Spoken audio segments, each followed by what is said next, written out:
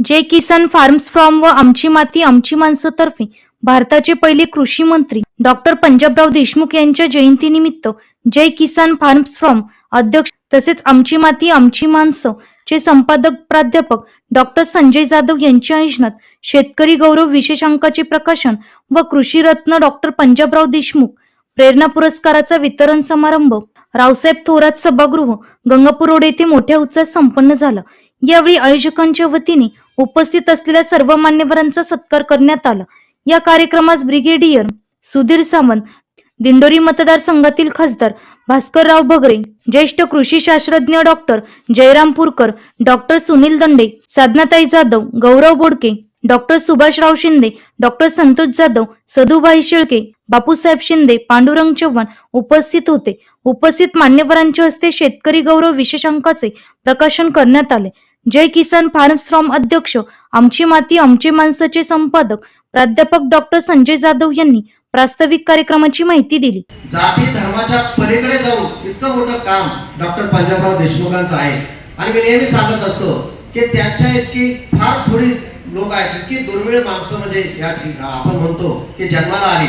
तर त्याचं एक उदाहरण मी प्रत्येक वेळेला सांगत असतो की जेव्हा डॉक्टर पंजाबराव देशमुख त्याची एवढी मोठी शिक्षण संस्था आज जर तुम्ही जर बघितलं असेल तर इतका मोठा त्यांचं सगळं मेडिकल कॉलेज काय इंजिनिअरिंग कॉलेज इतकी मोठी संस्था आहे आणि ते संस्था जेव्हा भाऊसाहेबांचं निधन झालं त्यावेळेस भाऊसाहेबांच्या सुविद्य पत्नी विमलाताई जेव्हा संस्थेच्या संदर्भात विचारायला गेल्या आता पुढे काय, त्यावेळेस त्यांना सांगण्यात आलं की तुम्ही संत तुकडोजी महाराजांकडे जा। भाऊसाहेबांनी त्यांना सांगितलेलं आहे, त्या संत तुकडोजी महाराजांकडे गेल्या आणि संत तुकडोजी महाराजांनी सांगितलं की भाऊसाहेबांनी सांगितलं आहे की या संस्थेचा जो अध्यक्ष असेल तो आपल्या म्हणजे माझ्या रक्ताच्या नात्याची व्यक्ती होणार नाही। बघा तुम्ही इतकं मोठं आज तुम्ही अनेक लोक संस्था काढतात त्यांना फार नातू बंधू सुद्धा संस्थेचा अध्यक्ष चेअरमन करायचा असतो। इतकं मोठं काम डॉक्टर पंजाबराव देशमुखांचं होतं आणि पंजाबरावांचं हे जे शेतकऱ्याचा मुलगा आणि एवढं शिक्षण आरोग्य सहकार या क्षेत्रामध्ये काम आणि त्यांच्या नावाने म्हणजे भारताचे पहिले कृषी मंत्री एक आपला तरी सन्मान शेतकऱ्यांचे चांगलं काम करतात त्यासाठी डॉक्टर पंजाबराव देशमुख कृषी रत्न जो पुरस्कार प्रेरणा पुरस्कार म्हणून आपण आणि प्रेरणा दिन म्हणून आपण साजरा करतो। बरेच लोकांना हा पुरस्कार हवा असतो, अनेक लोक संपर्क करतात, हजारोंच्या संख्येने तुम्हाला सांगितलं असेल डॉक्टर संतोष जाधवांनी ते स्वतः त्याची निवड करतात, मोठ्या प्रमाणावर अर्ज येतात आणि आपल्याला लिमिट असतं त्यामुळे जेवढा शक्य असतं तेवढ्या लोकांचा आपण सन्मान करत असतो। तुम्ही सगळे भाग्यवान आहात का तुम्हाला डॉक्टर पंजाबराव देशमुखांच्या नावाने जो तुमचा सन्मान आज होणार आहे। आणि दुसरी एक महत्त्वाची गोष्ट आजच्या कार्यक्रमाचं औचित्य साधून जर बघितलं डॉक्टर जयराम पुरकर जे भारतातले 4-5 मोठे टॉपचे सायंटिस्ट आहेत त्याच्यामध्ये एक नाव म्हणजे डॉक्टर जयराम पुरकर आहे। त्यांचं जे सेंद्रिय शेतीचं पुस्तकाचं आता जे प्रकाशन झालं आणि दुसरं इंग्रजीमध्ये एक पुस्तक आहे ते इंडियन काउन्सिल ऑफ ॲग्रिकल्चर सुद्धा ते अभ्यास UPSC MPSC भारतातलं नंबर 1चं पुस्तक आहे, काही कालावधीतच ते येईल। यावेळी उपस्थित असलेल्या सर्व मान्यवरांच्या हस्ते कृषी रत्न डॉक्टर पंजाबराव देशमुख प्रेरणा पुरस्काराचे वितरण करण्यात आले। खासदार भास्करराव भगरे यांनी उपस्थित त्यांना मार्गदर्शन करत आपले मनोगत व्यक्त केले। स्वर्गीय डॉक्टर पंजाबराव देशमुख यांची जयंती आहे, त्यांच्याबद्दल बोलायचं मगाशी डॉक्टर संजय जाधव यांनी सांगितलं की ग्रामीण भागामध्ये ते शिकले, अमरावती सारख्या भागामध्ये त्यांचा जन्म झाला, शिक्षण त्या ठिकाणी घेतल्यानंतर परदेशामध्ये त्या काळामध्ये परदेशामध्ये जाऊन ते माझ्या माहितीप्रमाणे केम्ब्रिज विद्यापीठामध्ये त्यांचं शिक्षण झालं आणि पुढे 1930 मध्ये प्रांतिक मंत्रिमंडळ इंग्रजांच्या काळामध्ये स्थापन झाले होते। त्या काळामध्ये देखील त्यांनी एक कृषीच्या क्षेत्रामध्ये खूप चांगल्या पद्धतीचं काम केलं। भारताची राज्यघटना ज्यावेळेस तयार होत होती त्यावेळेस त्या राज्यघटनेच्या समितीचे मला वाटतं सदस्य होते किंवा अनेक मौलिक सूचना करण्याचं काम त्यांनी केलं आणि पुढे देश स्वतंत्र झाल्यानंतर 1952 ते 1962 1952 1957 आणि 1962 अशा 3 पंचवार्षिक निवडणुकीमध्ये त्यांनी या देशाच्या सर्वोच्च सभागृहाचं नेतृत्व केलं आणि कृषी मंत्री म्हणून खूप चांगल्या पद्धतीचं काम केलं।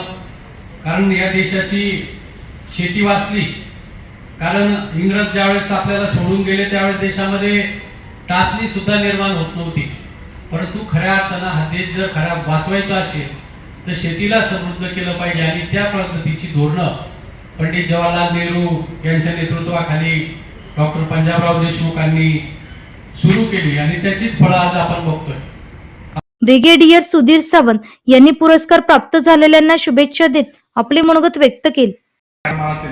तेही आपले नेते पंजाबराव देशमुख यांच्या जयंतीनिमित्त. पंजाबराव देशमुख यांचे शेतकऱ्यांचे नेते होते, शेतीला चालना दिली आणि त्यांच्या जयंती साजरी फक्त आणि फक्त संजय जाधवच करतात आणि म्हणून त्यांचंही मी अभिनंदन करतो. आणि आपल्या सर्वांना मी 16 फेब्रुवारीला सिंधुदुर्गात आमंत्रित करतो. नैसर्गिक शेतीवर मोठा तिथे कॉन्फरन्स आम्ही घडवणार आहोत. पूर्ण देशाचे लोक तिथे येणार आहेत. त्यासाठी सुद्धा आपण जरूर यावं आणि मी सर्वांचं अभिनंदन करून जे पुरस्कार मिळत आहेत त्यांचं अभिनंदन करतो आणि माझे दोन शब्द संपवतो.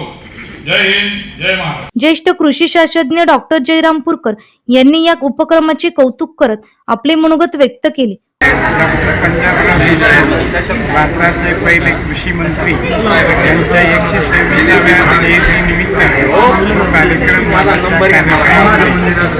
शाश्वत सेंद्रिय शेती समृद्धीकडे हे पुस्तक शेतकऱ्यांना खूप महत्त्वाचे मार्गदर्शक ठरणार आहे आणि यानुसार शेतकऱ्यांनी अवलंबून करावा आणि स्वावलंबी व्हावे.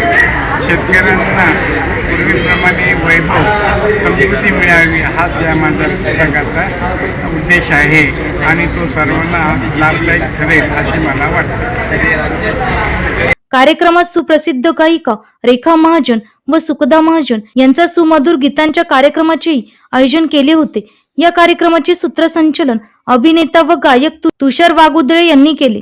या कार्यक्रमास गोपीनाथ लामखडे, निवृत्ती नेहारकर, गोरक्षनाथ जाधव, भगवान खरे, उत्तम रोंदळ, वसंत आहेर, बाळासाहेब मते, सविता जाधव, राजेंद्र धोंडगे, श्याम गोसावी, नाना पाटील, मयूर गौल, गणेश पाटील, प्रशांत बदाणी, श्याम खांडबाले, विजय पाटील, पुंजाजी मालुसकर, बाळासाहेब फलटाणे, रावसाहेब थेटे, असिफ पठाण, संतोष केदारे, संदीप उपाडे, सुयोग जाधव, स्नेहल लामखडे आदींसह सर्व पदाधिकारी, शेतकरी बांधव मोठ्या प्रमाणावर उपस्थित होते. एनसीएन न्यूज साठी प्रतिनिधी देविदास पाटील, नाशिक.